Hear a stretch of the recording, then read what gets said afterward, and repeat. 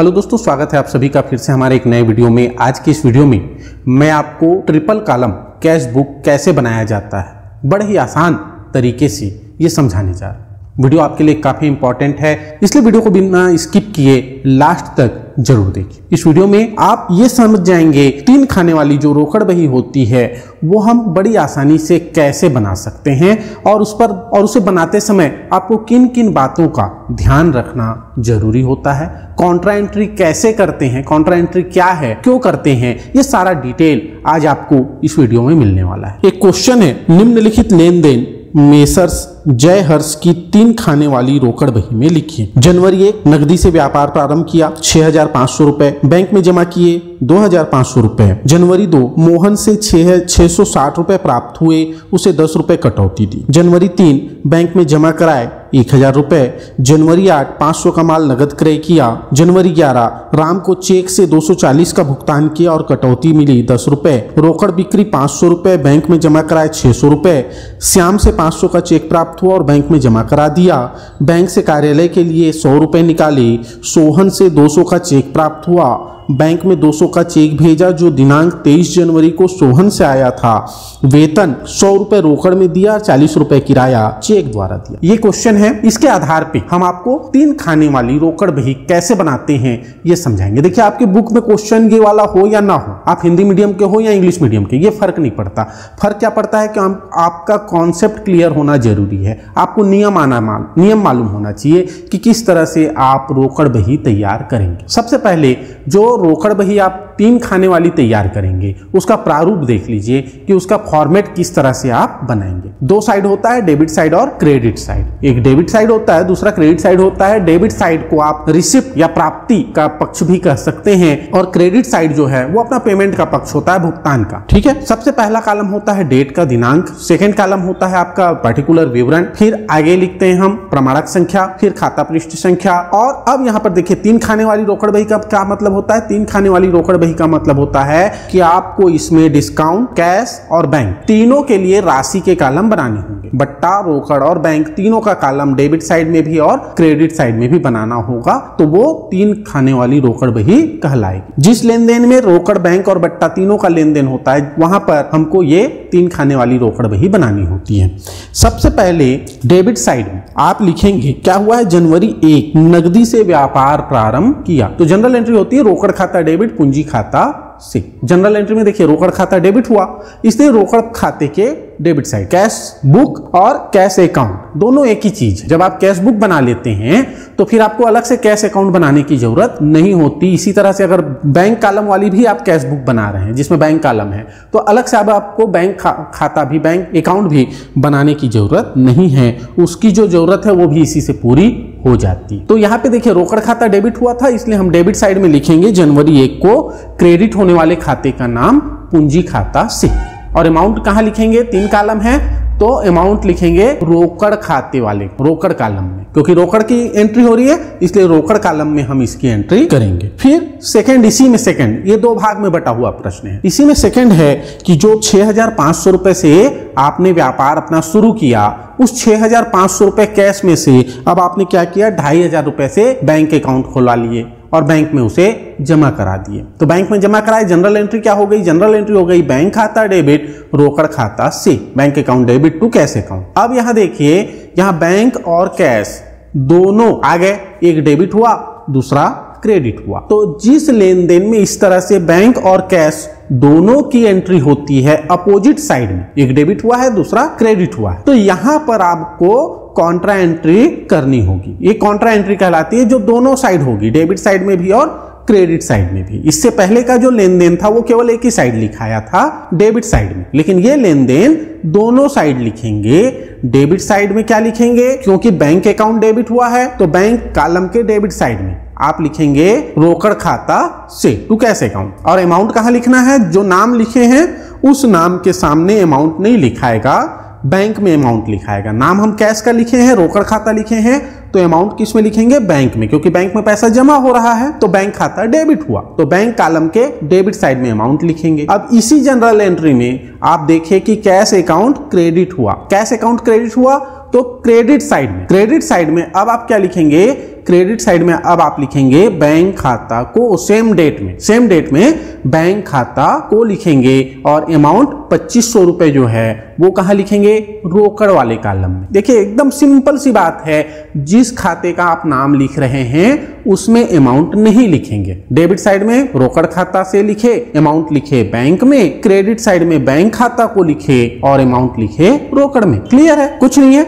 बस आपको यह ध्यान रखना है कि ये कॉन्ट्रा एंट्री है, इसलिए जो खाता पृष्ठ संख्या वाला कॉलम है जिसमें अभी तक आप कुछ नहीं लिखते थे उसमें अब आपको सी लिखना है, इंग्लिश का सी, या मान लो कि राइट का निशान लगाना है। दोनों में से कोई भी एक काम आप करेंगे।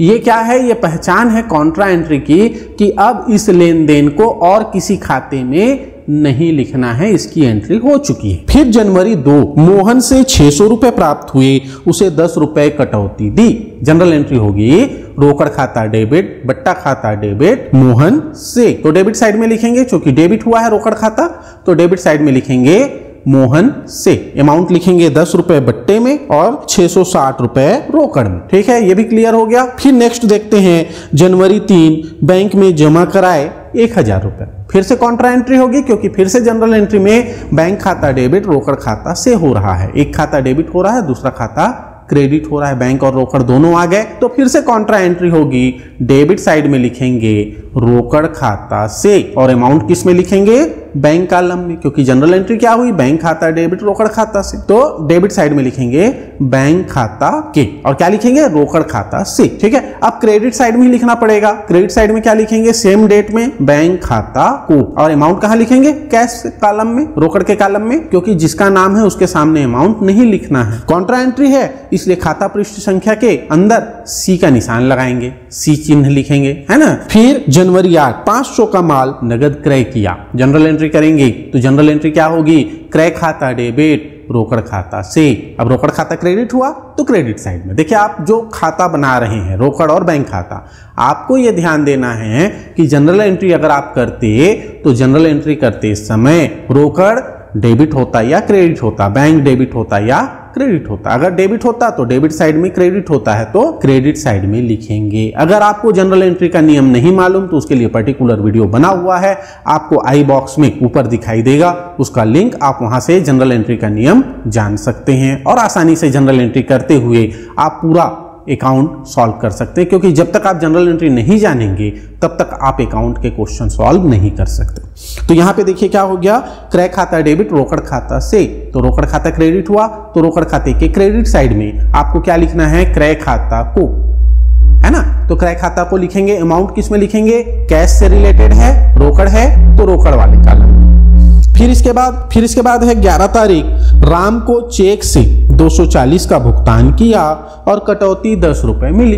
देखिए डेबिट साइड जो होता है वो रिसिप्ट का कॉलम होता है और क्रेडिट साइड जो है वो पेमेंट का कॉलम है। तो जब भी आप पेमेंट करेंगे उसको क्रेडिट साइड में लिखना है, सिंपल सी बात। जब भी आप क्रेडिट पेमेंट करेंगे तो उसकी एंट्री किस साइड होगी, क्रेडिट साइड में होगी, कोई रॉकेट साइंस नहीं, एकदम सिंपल सी बात। पैसे मिलेंगे तो डेबिट साइड, पेमेंट करेंगे तो क्रेडिट साइड। पेमेंट किसको कर रहे हैं, पेमेंट राम को कर रहे हैं तो क्रेडिट में लिखेंगे राम को, क्रेडिट में क्या लिखेंगे, राम को। कितना, 240 क्या दिए, चेक दिए, तो बैंक वाले कॉलम में लिखेंगे।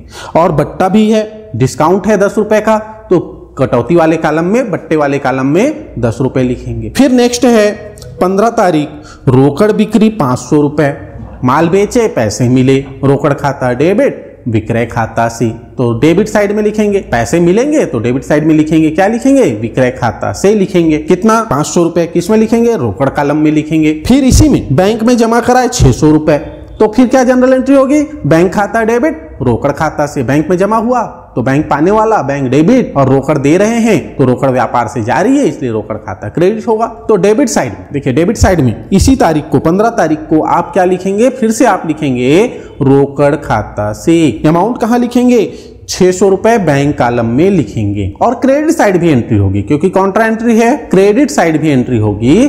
क्या होगी, बैंक खाता को सेम डेट में 15 तारीख को, और अमाउंट अब रोकड़ में लिखेंगे 600 रुपए। कॉन्ट्रा एंट्री कब होगी, कॉन्ट्रा एंट्री तब होगी जब आप पैसे बैंक में जमा कराएंगे या बैंक से पैसे व्यापार के लिए निकालेंगे, तभी कॉन्ट्रा एंट्री होगी। दो ही कारण होगा, तीसरा कारण कब होता है, अगर पहले का कोई चेक मिला है और उस चेक को बाद में बैंक भेज रहे हैं, बाद में बैंक भेजेंगे तो वहां पर भी कॉन्ट्रा एंट्री होगी। ये 3 कारण होते हैं। 18 तारीख श्याम से 500 का चेक प्राप्त हुआ और बैंक में जमा करा दिया, सेम डेट में बैंक में जमा करा दिया, सेम डेट, जिस दिन मिला उसी दिन, ठीक। तो जनरल एंट्री हो गई बैंक खाता डेबिट श्याम से, क्योंकि पैसे सीधे बैंक में पहुंच गए तो बैंक खाते को हम सीधे डेबिट कर दिए। बहुत इंपॉर्टेंट चीज है, ध्यान से समझिए। बैंक में सीधे चेक जमा करा दिया, अपने पास नहीं रखा, तो बैंक खाता डेबिट श्याम से हो गया। अमाउंट 500 रुपए बैंक वाले कॉलम में लिखेंगे क्योंकि बैंक डेबिट हुआ है। 20 तारीख बैंक से कार्यालय के लिए 100 रुपए निकाले, पैसे निकाले हैं, रोकड़ खाता डेबिट, क्योंकि पैसे व्यापार में आ रहे हैं, रोकड़ खाता डेबिट होगा, मिला है पैसा बैंक खाता से, ठीक है। तो डेबिट साइड में आप क्या लिखेंगे, डेबिट साइड में अब आप लिखेंगे बैंक खाता से, और अमाउंट कहां लिखेंगे, 100 रुपए रोकड़ वाले कॉलम में, क्योंकि पैसा व्यापार में आ रहा है। और क्रेडिट साइड भी लिखना पड़ेगा क्योंकि कॉन्ट्रा एंट्री है।